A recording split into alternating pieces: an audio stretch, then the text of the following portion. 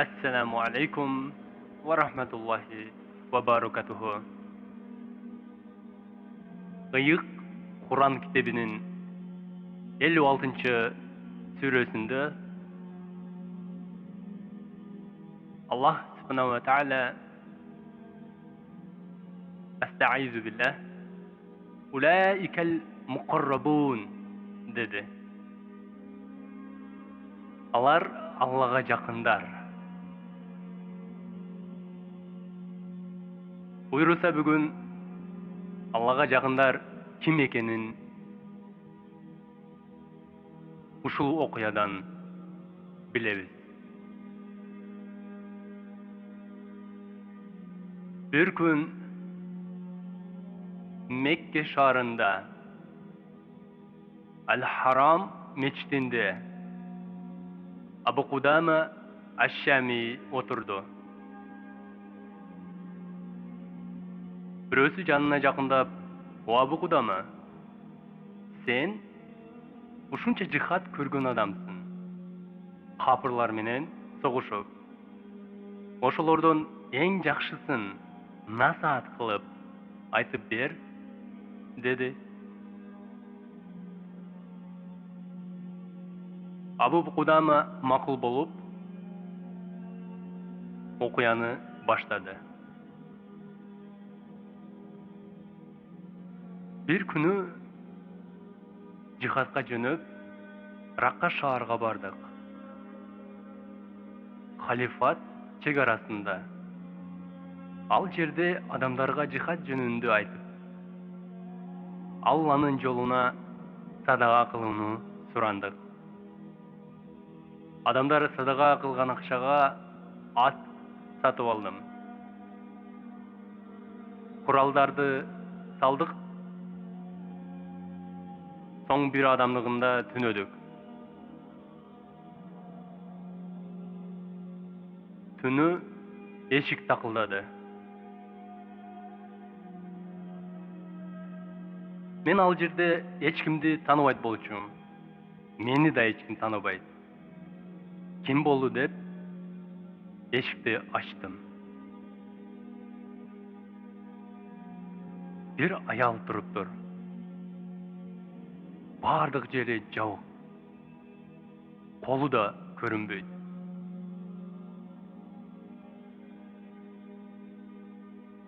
Ал мага карап, "Сен бүгүнгү мечитте Алланын жолуна садага кылууну суранган Абу Кудамасынбы?" деди.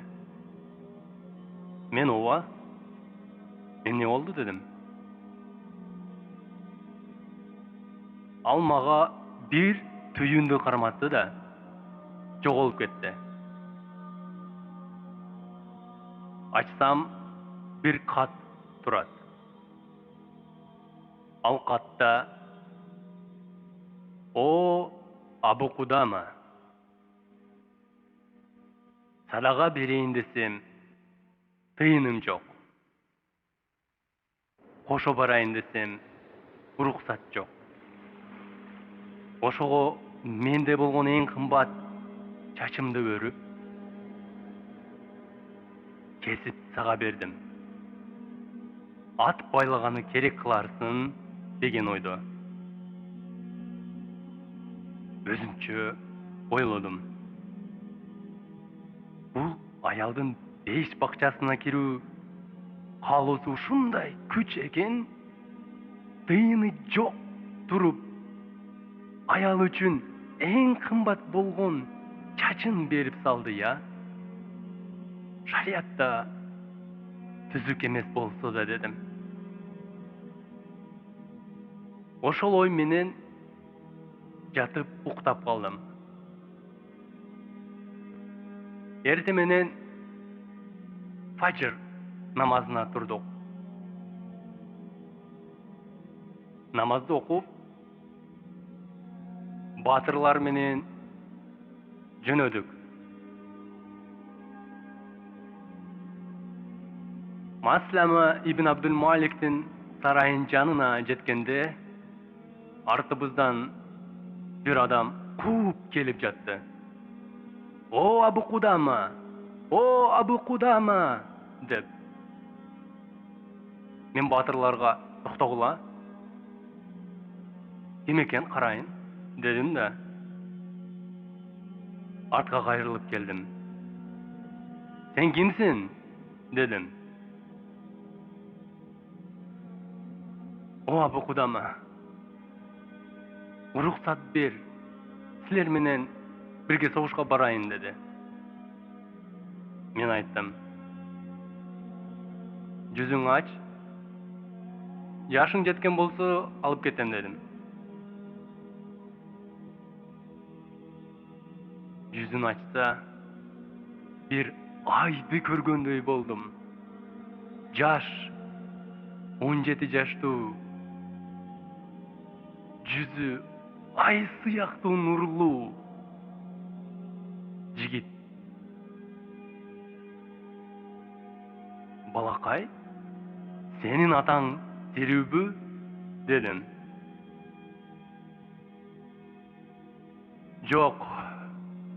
Өткөн жылы жихадта капырлар өлтүрүшкөн, dedi. Апаң кайда? Үйдө. Ошол апаңдын жанына барып, аны кара. Билесиң го, Жаннат бакчасы апаңдын таманын астында экенин. Ал мага, сен менин апамды тааныбайсыңбы? Түнү жаныңа бир аял келип, сага бир керектүү нерсе берди. Кандай нерсе? Десем, Субханалла. Канчалаган тез унутасың. Түнү сага бир аял түйүн бербедиби? Алла менен касам ичип айтам. Ал менин апам. Ал мага жихадка чыгууну буйрук кылды. Жана касам ичип айтты. О балам, капырларды көргөнүңдө артка чекинбе. Аллага жаныңды белек кыл да, атаң жана акелериң менен Жаннат бакчасында коңшу болууну суран. Эгерде шахид болуп калсаң, мени да силердин жаныңарда болушумду Алладан сурангын, деп бооруна басты да асманды көздөй. О Раббым Аллах, менин коргоучум. Бул менин жүрөгүмдү кубанткан балам. Мен аны сага жагындатканыма күбөлүк кыл. Ата, акелери менен бирге болсун.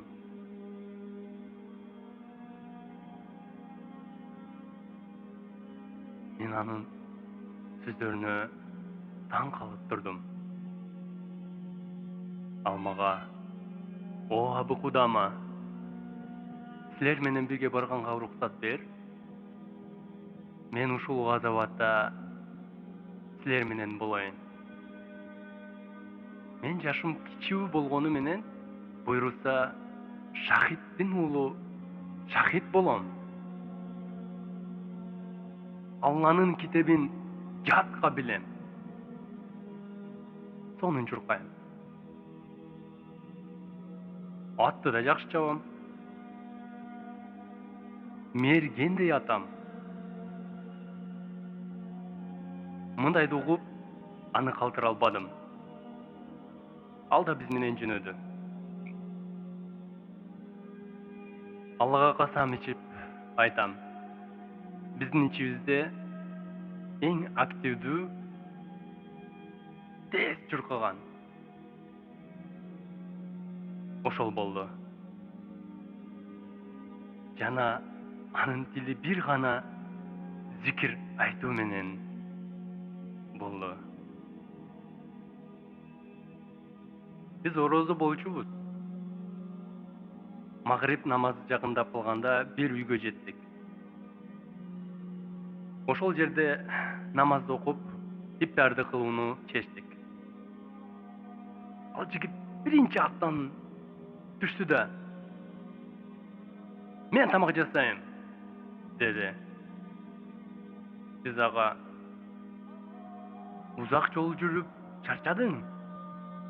Эс алып ал" десек болбой, казанды көтөрүп, очокту көздөй кетти. Биз аны күтүп отурсак, жанымда бирөөсү айтты: "Ооба бу кудама. Барып карачы балагайды. Жоголуп эле кетти" деди.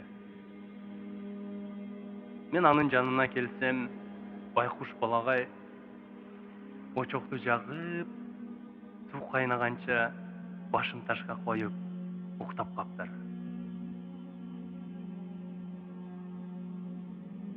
Аны көрүп, боорум ооруп кетти да. Тамакты өзүм эле жасай баштадым. Жасап жатып балагайга карасам, түшүндө жылмайып, күлүп жатты. Соң күлкүсү күчөп туруп кетти. Тура калып, мен тамак жасап жатканымды көрүп: "О акем, мен силерге тамак жасаганды кечиктирдим. Мени кечиргиле" деп колумдан тарткылай баштады казанды. Мен ага: "Аллага касам ичип айтам, түшүңдү айтмайынча мен жаныңан кетпейм" дедим.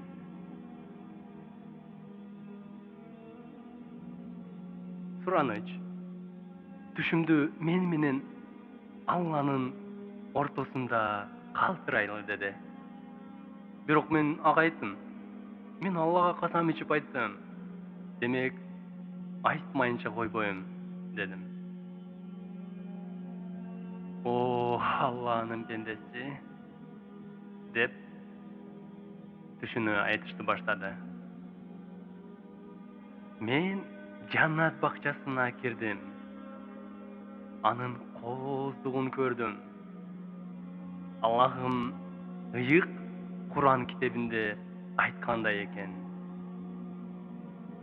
Мен ал жерде жөө басып кете жаттым. Кооздугунан башым айланып, карасам бир хан сарай туруптур. Ар түстө көрүнчү. Анын кирпичтери бири алтындан, бири күмүштөн болчу. Балкону жемчуг, изумруд жана кымбат баалуу таштардан эле. Эшиги таза алтындан. Көшөгөлөрү жабык болчу. Аны үй кызматкерлери ачышты. Мен алардын жүзүн карасам, ай сыяктуу. Көрүп, сулуулугуна суктанып карап калдым. Эң сулуусу оң жагындагы кызга карап: "Бул биздин канышабыз, тандаган жигит" деп бир нече жолу айтты. Алар кимди айтып жатканын түшүнбөй калдым да, жакын барып: "Сен ошол канышасыңбы?" дедим. Ал мага: "Алла сени кечирсин. Мен каныша эмесмин. Мен канышанын кызматкери болом. Турбаңыз антип, кириңиз" dedi. Men kirdim. Basıp kete жатам. Карасам, экинчи кабатка кантип чыгып калганын сезбепмин.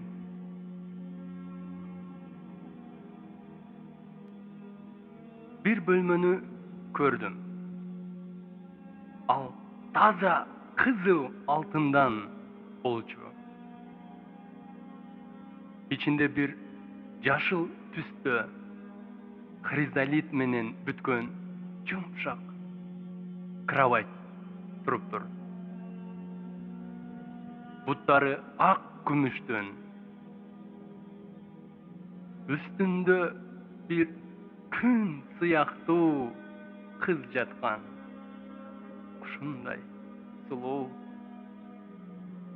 Аллага касам ичип айтам. Эгерде Аллахым көзүмдү кубаттабаганда, сокур болуп калмакмын. Өзүмдү кубаттабаганда, өлүп калмакмын. Ал мени көрүп, мага кайрылды. О Алланын сүйүктүүсү жана жакыны. Бул сиздин кан сарайыңыз. Мен эсе сиздин түбөлүк жарыңыз. Siz de menin tübölük jarımsız. Аны угуп жатып, мен жакындай баштапмын да, колун кармайм дегем. Бирок ал мага, о мен сүйүктүүм, Алла сизди кечирсин. Сизде дагы кичине жашооңуз калды. Эртеңки иптарды ушул жерде кыласыз. Соң түбөлүк каласыз, dedi.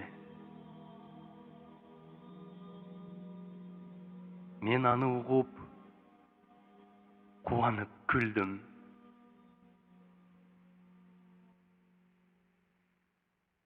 Мен айттым, Алла, сен өтө сонун, маанилүү түш көрүпсүң.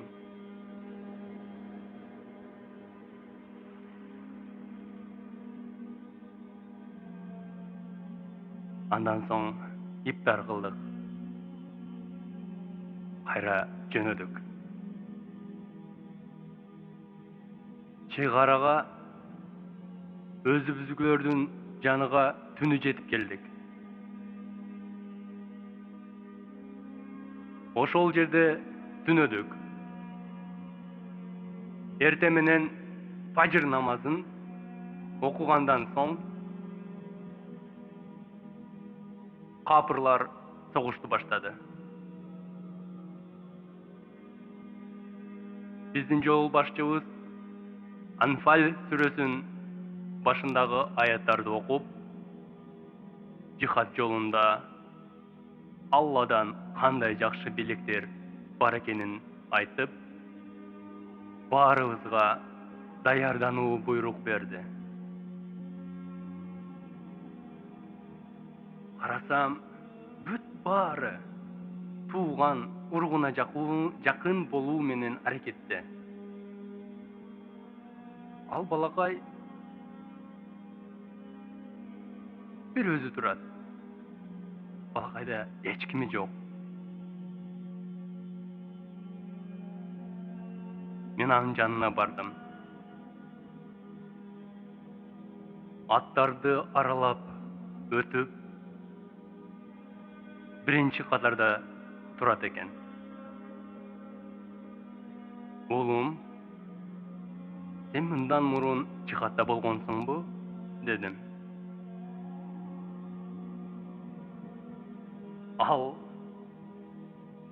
Аллага касам ичип айтам. Бул менин биринчи жихадым. Жана биринчи капырлар менен согушта жолугушум деп учуп кеткидей болуп айтты. Мен ага, о балам, согуш деген сен ойлоп жүргөндөй эмес. Бул деген өлүм, кан жутуу, баатырлардын күрөшүүсү жана аткан октор учуусу. Ошого балам, артта туруп үйрөн. Көзүң менен көр кандай болоорун. Билгин, биз жеңсек, сен да жеңесиң. Биз жеңилип калсак, сен өлгөндөрдөн биринчи болбойсуң дедим. Балакай таң калып мага карады да, ушуну сен мага айтып жатасыңбы? Деди. Ооба, мен дедим. Сен менин тозокто күйүшүмдү каалайсыңбы? Валиаузу билля, жок.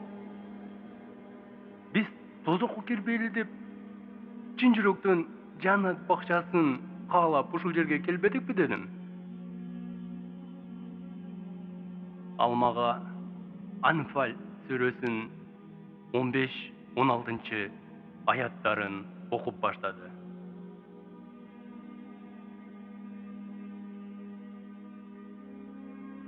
О ыйман келтиргендер, капырлар менен кездешкенде артка чекинбегиле.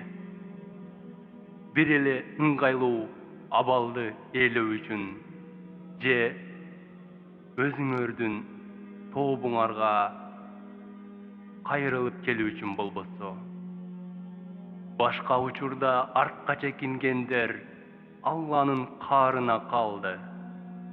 Жана аларга тозок оту даяр. Ал кандай жаман жер. Сен мени артка чекин деп жатасыңбы? Тозок отунда кал деп, а? Абу Кудама айтат. Мен таң калдым. Жаш жигиттин Алланын аяттарын жашоосуна киритип, жолдогонго шашканына. Бул аяттар жихадка келишти каалабагандарга түшкөн. Дегенди күтпөй атты чабып согушка кирип кетти. Колун кармасам да болбой калды. Согуш башталды. Баатырлар күрөшүп, октор атылып, адамдар чачылып, баштары өзүлүп, колдору жана буттары бөлөк-бөлөк болуп кетти. Согуш ушундай күчтүү болду. Эч ким керек болсо бир тууганын ойлобой, ар бири өзү менен өзү болуп калды. Кылычтар бири-бирине чагылышты. Оттору чачырай. Биз очокто калгандай болдук.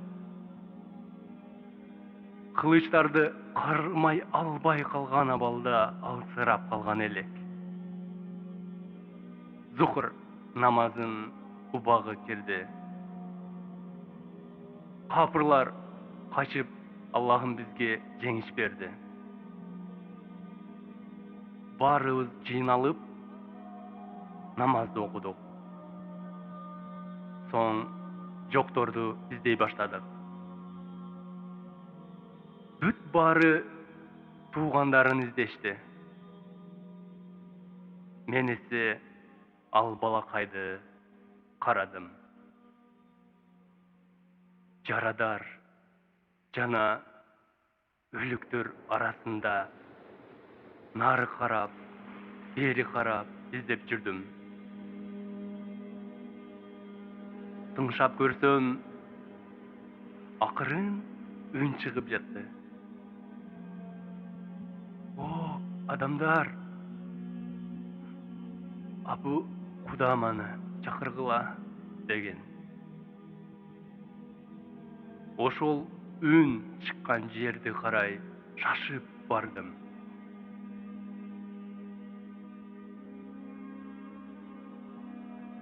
Оозу канга бөлүнгөн. Жаалар жана найзалар бүтүн денесин каптап калган. Денесинде бүтүн жери калбаган. Эттери бөлөк-бөлөк үзүлүп, сөөктөрү сынып, балакай жатат. Каттуу үн менен мен Абу Кудама, мен дедим ага карап. Ал мага Аллага мактоолор болсун. Мени сага айтар сөзүмдү айтканымча жанымды албаганы үчүн деди. Аллага касам ичип айтам. Мен анын айдай жүзүн карап жана ыймандуу апасын ойлоп, өткөн жыл күйөөсүн жана акелерин жоготту. Бүгүн баласын жоготту деп жаш баладай көзүм жаштап ыйладым. Анын жүзүн артып жаттым көйнөгүмдүн этеги менен. Ал аны сезип калып, менин көйнөгүмө артчы деди. Эчтемке дей албай, жашым дагы да күчөдү. О, Абу Кудама, мен өлүп, сен тирүү калсаң, эгерде Раккага барсаң, менин апамды кубантыр. Сенин белегиң Алла кабыл кылды. Балаң Алла жолунда жан берди жана капырлардан артка чекинбеди. Эгерде Алла мени шахиттер даражасына көтөрсө, албетте апамдын саламын атама жана акелериме жеткирем, деди. О, Абу Кудама, менин канга буланган кийимдеримди алып ал. Апам ишенбей калбасын сөзүңө. Апама айт, эмики жолугушуу жаннат бакчасында болот, иншалла.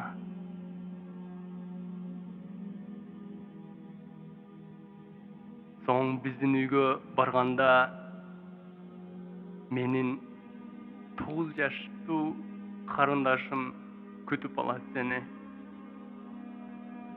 Ал дайым мен кеткенде капа болуп ыйлачу. Келгенимде мени кубанып, кучагына басчу. Өткөн жыл атамдан суук кабар келгенин кыйын кабыл алган. Эми менин өлгөнүм угат. Asker kiyim kiyip жөнөп жаткан кез ал мага карап, "О менин акем, сизди чыдамсыздык менен күтөм. Тезирээк кайтыңыз" деген. Эгерде аны көрүп калсаң, колдоп, кубаттап,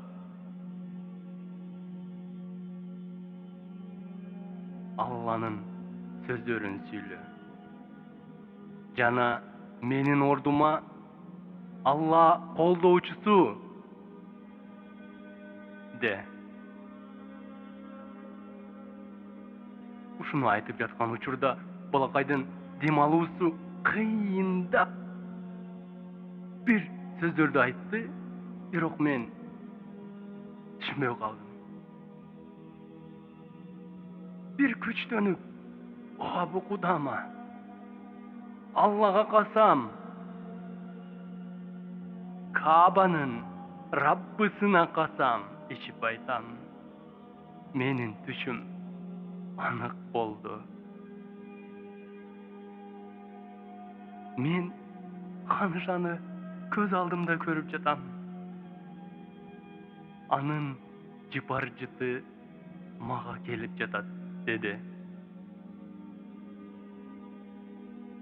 Ошентип дагы дем алуусу оорлошуп, бешенеси тердеп кетти. Бир-эки чукур дем алды да менин колумда жан берди. Көзүмдөн жаш төгүлгөн бойдон калдым.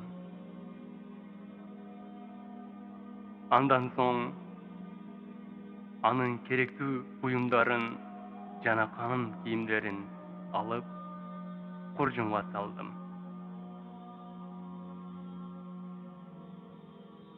Балакайды ошол жерге бердик.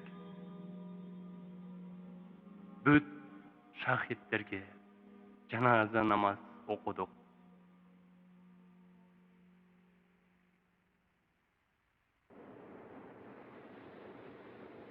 Аллага касам ичип айтам. Менде анын айтканын апасына жеткирүүдөн артык болгон ишим жок эле. Мен Раккага жеткенде аларды издей баштадым.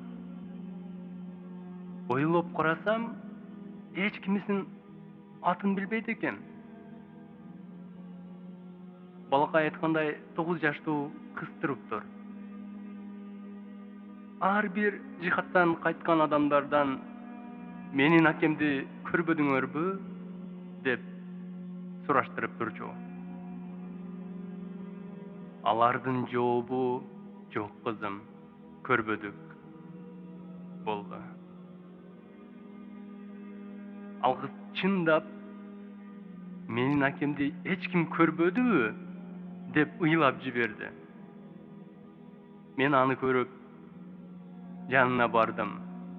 Ал мага карап, "О атакем, менин акемди көрбөдүңүзбү?"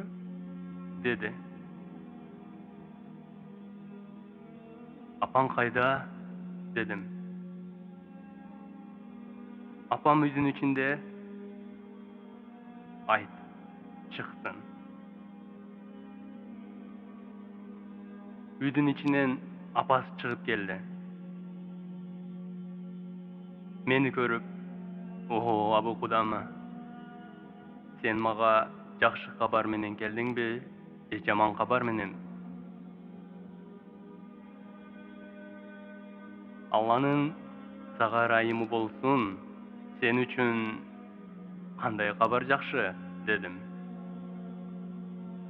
"Эгерде сен уулуң Аллах жолунда кайтыш болду жана капырлардан артка чекинбеди десең, Аллага касам ичип айтам, сен жакшы кабарчысың. Демек Аллахым менин 17 жылдан бери даярдаган белегимди кабыл алыптыр. Эгерде sen уулуң тирүү келди десең, sen жаман кабарчысың dedi. Мен Аллага касам ичип айтам, жакшы кабарчымын. Уулуң капырлар менен баатырдай согушту. Жана капырлардан артка чекинбеди. Бир да бүтүн жери калбады. Алланын жолунда жан берди, дедим. Мен сага ишенбейм, деп Куржунга карады. Кичинекей кыз бизди карап турду. Анын ичинен канга бөлөнгөн кийимдерин чыгарып бердим да айттым. Бул сенин балаңдын калпагы эмеспи дедим. Бул сенин балаңдын өзүң тигип берген көйнөгү эмеспи дедим.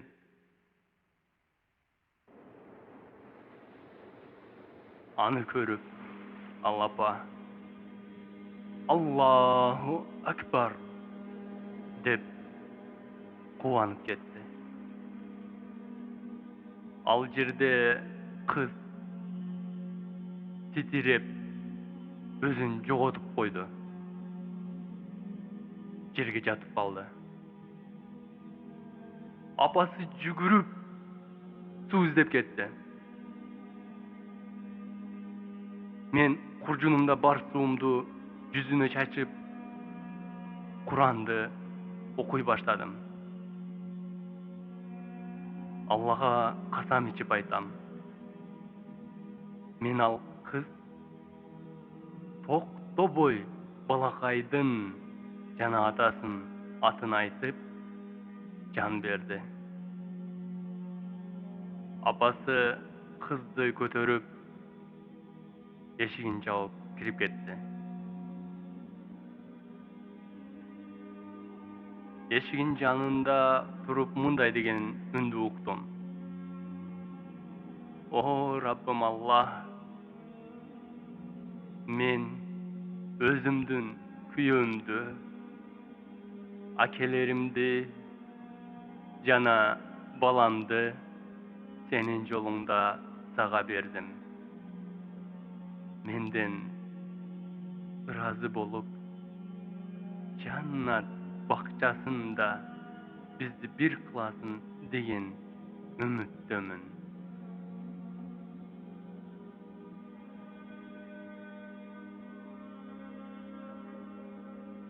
Мен дейт, кыйла турдум. Эшигин такылдатып, ачса акча берем деп, адамдарга айтып, ага болгон урматты күчөтөйүн деп. Бирок ачпай койду. Аллага касам ичип айтам, мен андай адам көргөн эмесмин. Алла жолунда бүт кымбат болгон адамдарын белек кылган.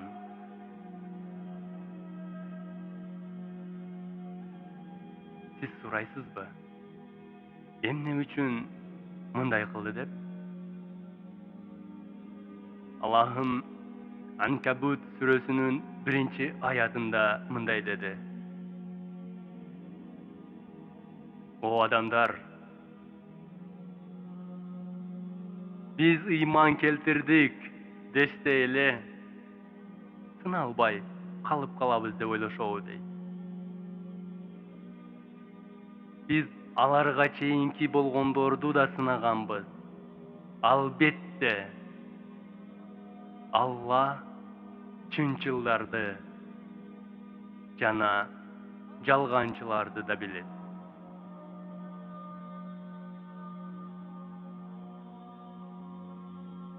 Унутпаңыз, бул жашоо убактылуу.